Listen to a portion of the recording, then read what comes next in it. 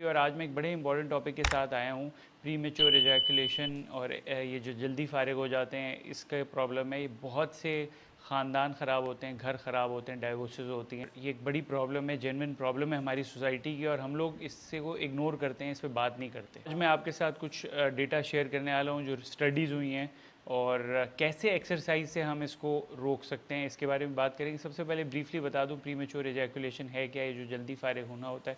इसकी एक international society है सेक्सोलॉजी की, उसने ये इसकी डेफिनेशन की है कि 1 मिनट या उससे कम में अगर आप फारिग हो रहे हैं तो उसको प्री मेच्योर एजैकुलेशन कहते हैं। 2005 में एक स्टडी हुई थी 500 लोगों की, और उसमें ये देखा गया था कि तकरीबन 5.4 मिनट में एक एवरेज टाइम था फारिग होने का, और इसका जो है कोई ताल्लुक नहीं था कॉन्डम आप पहने या ना पहने। उस 2008 में एक और स्टडी हुई थी, उसमें ये देखा गया था कि 3 मिनट से लेके 11 से 13 मिनट जो है ना, वो एक नॉर्मल टाइम है बंदे के फारिग होने का।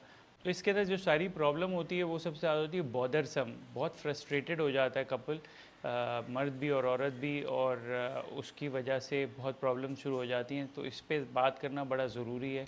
सोशली हम लोग इसको इतना अच्छा नहीं समझते ऐसे टॉपिक्स पे बात करना, लेकिन ये as a urologist, as a health care provider, हमारी रिस्पॉन्सिबिलिटी है कि हम जो है लोगों को सही चीज़ें गाइड करें। एक ये देखा गया है स्टडीज़ में कि अगर आप फिज़िकल एक्सरसाइज अपनी बढ़ा देते हैं, एक्सरसाइज और आप वर्जिश करते हैं, तो उससे आप ये प्री मेच्योर एजैकुलेशन को सही कर सकते हैं। और उन्हीं स्टडीज़ में ये देखा गया कि अगर आप एक्सरसाइज करें और वर्जिश करें बहुत ज़्यादा, जिसे हिट बोलते हैं, एक हाई इंटेंसिटी इंटरवल ट्रेनिंग, तो उससे भी आपने अपनी ये जो है प्रीमेच्योर एजैकुलेशन को डिले कर दे। चीज़ होती है पेल्विक मसल फ्लोर एक्सरसाइजेज। जितना भी हमारा सारा चीज़ है, ये नीचे पेल्विक फ्लोर होता है हमारा, और उसमें मसल्स होते हैं और चीज़ें होती हैं, उसकी जितनी स्ट्रेंथ है उससे होता है। जिस तरह हम जिम में जाते हैं और जाके बाइसेप्स की अपनी बॉडी बिल्डिंग करते हैं और चीज़ें उठाते हैं, हमारे बाइसेप्स बन जाते हैं, उसी तरह हमारे पेल्विक फ्लोर को भी एक्सरसाइज की ज़रूरत है।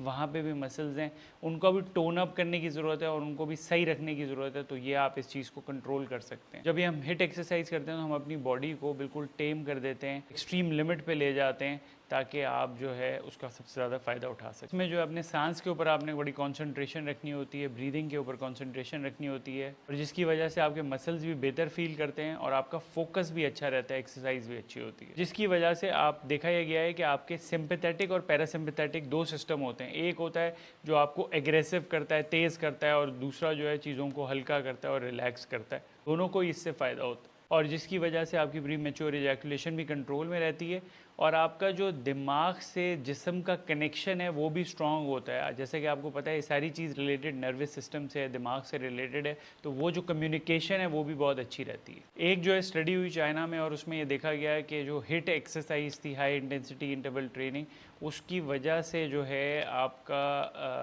ये जो प्री मेच्योर एजैकुलेशन है उसको कंट्रोल किया गया।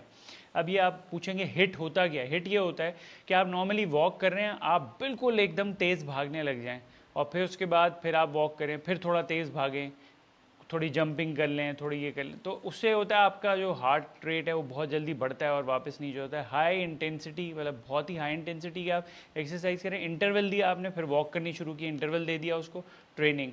तो ये काफ़ी टाइप्स की होती है, लेकिन मैंने आपको एक सिंपल बताई है कि आप वॉक करें, फिर जॉग करें थोड़ी सी तेज़, फिर उसके बाद वॉक कर लें, तो इसको हिट बोलते हैं। जो स्टडी है इसमें 3 ग्रुप्स में डिवाइड किया गया। इसमें पहले ग्रुप को हिट कराई गई तकरीबन 7 मिनट पर डे। दूसरे ग्रुप को स्लो ब्रीदिंग एक्सरसाइजेस कराई गई कि उनका हल्का फुल्का सांस फूले, बस ज़्यादा नहीं, वो भी 7 मिनट। और तीसरे में जो बिल्कुल हल्की एक्सरसाइज होती है वो कराई गई, और नेचुरल ब्रीदिंग एक्सरसाइज जैसे बोलते हैं वो कराई गई। 2 हफ्ते बाद ये देखा गया कि जिस ग्रुप ने हिट किया था उनमें प्री मेच्योर एजैकुलेशन काफ़ी कम हो गई थी। इनमें ये देखा गया जिनके हार्ट रेट बहुत ज़्यादा ऊंचे गए और बढ़े इस एक्सरसाइज से, उनमें ज़्यादा ये प्रीमेच्योर एजैकुलेशन कम हो गई, टाइमिंग उसकी बढ़ गई। तो ये लिंक निकला है कि कार्डियोवैस्कुलर जो आपका दिल का और शरेयानों का सिस्टम है, इसका ताल्लुक आपकी प्रीमेच्योर एजैकुलेशन से है। दूसरी चीज़ है योगा। योगा जो है वो बहुत ही इम्पॉर्टेंट चीज़ है, और योगा को हम एक पूरी एक्सरसाइज बोलते हैं जो कि आपको मेंटली भी स्ट्रॉन्ग करती है और फिजिकली भी स्ट्रॉन्ग करती है। सबसे पहला फ़ायदा योगा का ये है कि आपके दिमाग की जो सेहत है, मेंटल वेल बीइंग है, उसको ये बहुत ही अच्छा रखती है। दूसरी चीज़ ये मर्दों में जो पेल्विस है, आपका जो ऑर्गन्स हैं जहाँ पे सारे आपके अज़ा हैं, उनमें सप्लाई बढ़ाने का भी इसका। तीसरी चीज़ माइंडफुलनेस होती है, इसमें आपकी रिलैक्स रहते हैं आप, आपकी एंजाइटी और स्ट्रेस भी कम हो जाता है। कुछ स्टडीज़ ये देखी गई जिनमें लिया 433 मर्द हजरात को लिए गए उस स्टडी में, और उनको कंपेयर किया गया कि हिट कराई गई, योगा कराया गया और एक्सरसाइजेस कराई गई। उसमें ये देखा गया कि जो एक्सरसाइज ग्रुप थे जितने भी योगा और हिट वाले और बाकी, उनमें जिनमें 33 सेकंड में फारिग हो रहे थे वो बढ़ के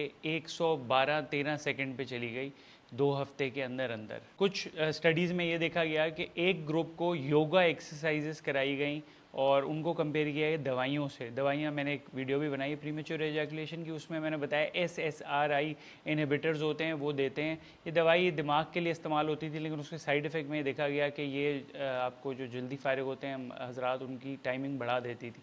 तो उस मेडिसिन को योगा से कंपेयर जब किया गया SSRI इनहिबिटर्स को, तो देखा गया योगा जो है उससे ज़्यादा जो है फ़ायदा हुआ, जल्दी फ़ायदा। और स्टडी हुई उसमें हिट जो है, जो हम ये एक्सरसाइज आपको बताई है, इसको इफेक्ट देखे गए प्रीमेच्योर एजैकुलेशन के पेशेंट्स के साथ। तो उनमें जब ये एक्सरसाइजेस कराई गई और उसके 20 दिन बाद देखा गया तो इनकी जो टाइमिंग है वो तकरीबन 40 सेकंड से बढ़ के 188 सेकंड हो गई, जो कि बहुत ही ज़्यादा फ़ायदा है 20 दिन के हिसाब से। सारी स्टडीज़ थोड़ी छोटी हैं, इनकी लिमिटेशंस हैं, इनकी और रिसर्च की ज़रूरत है, लेकिन ये बताना आपको ज़रूरी है कि ये भी कुछ चीज़ें हैं जो आपकी सेहत अच्छी करती हैं। सो इसकी कोई कॉम्प्लिकेशंस नहीं है, कोई नुकसान नहीं है, इसके फ़ायदे ही हैं। ओवरऑल हेल्थ पे भी फ़ायदे हैं और आपकी प्रीमेच्योर एजैकुलेशन पे भी फ़ायदे हैं। 7 मिनट पर डे 2 हफ्ते आप ये करें तो इसके बहुत ही मिरेकलस फ़ायदे हैं। और वैसे डेली आप इसको लाइफ में ऐड कर लें तो भी फ़ायदे हैं। तो एक चीज़ याद रखें, इसको कंट्रोल करने के लिए आप हिट करें, योगा करें और एक्सरसाइजेस करें, अपने वेट को कम रखें, तो आपकी ये प्रीमेच्योर एजैकुलेशन कंट्रोल में आ सकती है। स्टडीज़ ने बताया और इस पर रिसर्च हो रही है। लेकिन एक चीज़ याद रखिएगा, इसके साथ साथ आपने कार्बोहाइड्रेट्स की अपनी इंटेक कम रखनी है, शराब का इंटेक बिल्कुल बंद कर दें। आप एंजाइटी जो आप स्ट्रेस में उसको कंट्रोल करने की कोशिश करें। उम्र के साथ साथ ये प्रॉब्लम बढ़ेगी, जैसे जैसे आप अपनी बॉडी को टेम करेंगे वैसे वैसे ये सही रहेगी। तो ओवरऑल आपको अपनी सेहत के लिए इसमें ख्याल रखने की ज़रूरत है। लाइक और सब्सक्राइब करें, घंटी का आइकन दबाएं। मैंने अपना खास ख्याल रखें। शुक्रिया।